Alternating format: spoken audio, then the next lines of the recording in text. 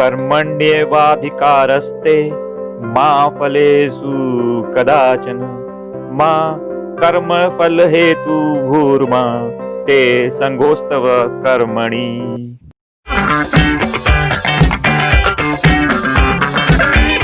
राधे राधे दोस्तों, आप सभी लोगों को भगवान श्री कृष्ण जन्माष्टमी की हार्दिक शुभकामनाएं। जिस तरीके से प्रभु श्री राम के मंदिर का निर्माण कार्य आरंभ हो चुका है, उसी तरीके से हम ये कामना करते हैं कि भगवान श्री कृष्ण के मंदिर का निर्माण कार्य भी जल्दी ही शुरू हो। यह मेरा पहला मोटिवेशनल वीडियो है। आशा करता हूं कि आप इसे पसंद करेंगे। बहुत से लोगों ने अभी मेरे चैनल को सब्सक्राइब नहीं किया है, प्लीज आप मेरे चैनल को सब्सक्राइब करें। भगवान श्री कृष्ण ने गीता में जो उपदेश दिए हैं, उसका आजकल के युग में हम किस तरीके से उपयोग करेंगे, उसी के बारे में आज हम बात करेंगे। हम 7 चीजों पर बात करेंगे, जिसमें सबसे पहला है कर्मा, जिसे हम कर्म कहते हैं। दूसरा है ब्रेन, जिसे हम मस्तिष्क कहते हैं। तीसरा है फेथ, जिसे हम विश्वास कहते हैं। चौथा नॉलेज, ज्ञान। पांचवा गोल, आपका लक्ष्य। छठा एंगर, क्रोध। और सातवां है डिटैचमेंट, जिसे अनासक्ति भी हम कहते हैं। चलिए, पहला है कर्मा यानी कि कर्म।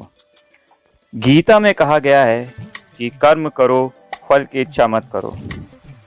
इसका असली मतलब ये होता है कि कर्म पर तुम्हारा अधिकार है, पर कर्म से मिलने वाले फल पर आपका अधिकार नहीं है। इसका मतलब ये नहीं है कि आप कर्म करना ही छोड़ दें या कर्म के फल पर ही ध्यान केंद्रित करें। आइए मैं आपको एक उदाहरण देके समझाता हूँ। अगर कोई बैट्समैन मैदान पर बैटिंग करने जाता है, तो वो ये नहीं सोचता है कि मैं आज सेंचुरी ही मारूंगा। हालांकि वो ऐसे फल की कामना जरूर करता है, लेकिन जब वो मैदान में जाता है तो वो अपना सारा ध्यान अपने कर्म में ही लगाता है। अर्थात वो हर गेंद को सोच समझकर खेलना शुरू कर देता है और कुछ घंटों के पश्चात वो सेंचुरी भी बना लेता है। इसी प्रकार हमें अपना सारा ध्यान अपने कर्म पर लगाना चाहिए, ना कि उसके फल पर। दूसरा है आपका ब्रेन यानी कि मस्तिष्क। गीता में कहा गया है, जो व्यक्ति अपने मन को वश में कर लेता है, वो भगवान को पा सकता है तथा दुनिया को भी जीत सकता है। आपको पता है कि एक साधारण मनुष्य अपने मस्तिष्क का केवल 10% भाग ही प्रयोग कर पाता है, वो भी चेतन मन का। योगी साधु अपने चेतन और चेतन मन का पूरा उपयोग करते हैं। हमें अपने ब्रेन की कार्य कुशलता बढ़ाने के लिए निरंतर अभ्यास करते रहना चाहिए। एक सिंगर रोज घंटे रियाज करने के बाद ही एक अच्छा सिंगर बनता है।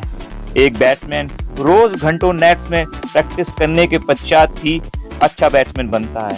उसी प्रकार रोज हम पढ़ाई का अभ्यास करके ही अपने ब्रेन को तेज और एफिशिएंट बना सकते हैं। वैसे भी कहा गया है, practice make the man perfect. Faith, विश्वास। गीता में कहा गया है, जो व्यक्ति अपने और अपने किए हुए कार्य पर विश्वास नहीं करता, वो कभी खुश नहीं रह सकता और ना ही अपनी उन्नति कर सकता है। अर्थात आपको अपने ऊपर विश्वास रखना चाहिए। विश्वास से ही आत्मविश्वास का जन्म होता है, जो आपको दूसरों से अलग बनाता है। ये आत्मविश्वास ही है जो आपको सफलता दिलाता है। उस पतले दुबले नौजवान को कौन भूल सकता है, जिसकी आवाज को ऑल इंडिया रेडियो ने नकार दिया था। फिल्म वालों ने उसकी 6 फीट 3 इंच की लंबाई के चलते उस दुबले पतले इंसान को काम देने से मना कर दिया था, लेकिन उसने अपने आत्मविश्वास से इन्हीं कमियों को अपनी ताकत बनाया। जी हाँ, मैं द ग्रेट अमिताभ बच्चन के बारे में बात कर रहा हूँ, जो आज अपनी दमदार आवाज और लंबाई की वजह से फिल्मों में इतिहास बना चुके हैं। अगर आप doctor, engineer, singer, dancer, cricketer, जो कुछ भी बनना चाहते हैं, तो अपने आप पर विश्वास करें।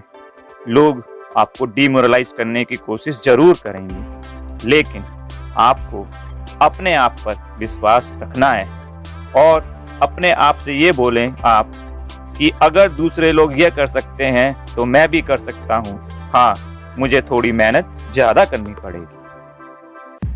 नॉलेज, ज्ञान। गीता में कहा गया है कि अपने भीतर के अंधकार को केवल ज्ञान ही दूर कर सकता है। ज्ञान ही इस आत्मा का आखिरी लक्ष्य है जो आपको भगवान से बांध सकता है और जन्म मरण के चरण से मुक्ति दिलाकर मोक्ष को दिला सकता है। आज के संदर्भ में देखें तो ज्ञान दो तरीके के होते हैं, जनरल नेगेटिव नॉलेज और general positive knowledge. General negative knowledge क्या होती है? इसका मतलब है कि हम दूसरे लोगों के जीवन में घट रही घटनाओं को जानने में ज्यादा रुचि लेते हैं, जैसे Bollywood, cricket stars, TV serials के गॉसिप्स। जनरल पॉजिटिव नॉलेज क्या होती है? इसमें हम सफल व्यक्तियों की जीवनियां, मोटिवेशनल स्पीचेस आदि को देखते या पढ़ते हैं जो हमारी कार्यकुशलता बढ़ाने में सहायक होती हैं। अच्छी नॉलेज के द्वारा ही 3 I का जन्म होता है। पहला इमेजिनेशन, कल्पना। दूसरा आइडिया, योजना। तीसरा इंटेलिजेंस, बुद्धिमत्ता। और तीनों का प्रयोग करके ही हम अपने कार्य में सफलता पा सकते हैं। गोल, लक्ष्य। गीता में कहा गया है कि लक्ष्यहीनता किसी पंखहीन पक्षी के समान होती है। किसी जीव का जन्म तथा अस्तित्व भी अपने आप में एक उद्देश्य है। हम में से अधिकतर सफल होना चाहते हैं, किंतु कई बार वो अपने लिए इतने लक्ष्य बना लेते हैं कि वो अपने चुनावों से भ्रमित हो जाते हैं। वो ये तय नहीं कर पाते कि वो किस राह पर चले, क्योंकि वो अपना लक्ष्य बदलते रहते हैं और अपने सफल होने के अवसर को भी खो देते हैं। एक बार में एक ही बड़ा लक्ष्य बनाएं। अगर आप एक IAS ऑफिसर बनना चाहते हैं तो आपका लक्ष्य IAS ऑफिसर ही होना चाहिए। जैसे महाभारत में अर्जुन का लक्ष्य चिड़िया की आँख थी, उसे आसपास की कुछ भी चीजें नहीं दिखाई दे रही थी, उसे सिर्फ अपना लक्ष्य दिखाई दे रहा था। आपका लक्ष्य भी ऐसा ही होना चाहिए। अगर आप 1-2 बार असफल भी हो जाते हैं तब भी आपको अपने लक्ष्य पर ही ध्यान केंद्रित करना चाहिए, आपको सफलता जरूर मिलेगी। एंगर, क्रोध।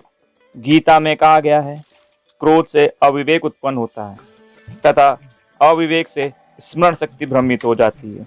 स्मृति भ्रम होने से बुद्धि का नाश होता है तथा पुरुष अपने श्रेष्ठ साधन से गिर जाता है। क्रोध एक नकारात्मक भावनात्मक प्रतिक्रिया है। ये नकारात्मक भावना प्राय निराशा व कुंठा से आरंभ होती है। ये कुंठा और निराशा हमें दूसरे की सफलता को देखकर उत्पन्न होती है। हमें उनकी सफलता पर कुंठा ना करके उनसे उनकी सफलता का कारण पूछना चाहिए। हमेशा अपने दोस्त का चयन करते वक्त इस बात का ध्यान रखें कि वो व्यक्ति अपने जीवन में कितना सफल है, उससे आपको क्या सीखने को मिलेगा। आपने देखा होगा ज्यादातर सफल व्यक्ति अपने क्रोध को काबू में रखते हैं, तभी वो उचित निर्णय ले पाते हैं जो उन्हें सफलता दिलाते हैं। डिटैचमेंट, अनासक्ति या वैराग्य। गीता में भगवान श्री कृष्ण कहते हैं, धनंजय, ये सब कर्म मुझे नहीं बांधते। मैं इन भौतिक गतिविधियों से अनासक्त तथा तटस्थ हूँ। अनासक्ति का मतलब होता है चीजों का त्याग करना। जो व्यक्ति सफल होना चाहते हैं, खासकर कि स्टूडेंट्स, उन्हें social media platform Facebook, Snapchat, Instagram से दूर रहना चाहिए या फिर कम से कम प्रयोग करना चाहिए। आप लोगों ने अगर बॉट टॉपर्स के इंटरव्यू सुने होंगे तो उन्होंने ये जरूर कहा होगा कि वे लोग सोशल मीडिया का या तो बिल्कुल यूज नहीं करते या फिर कम से कम इस्तेमाल करते हैं। तो आप लोगों को भी उन चीजों से वैराग्य लेना पड़ेगा जो आपका समय बर्बाद करती हैं। आज की सेवा यहीं समाप्त होती है दोस्तों। राधे राधे, जय श्री राम। फिर मिलेंगे।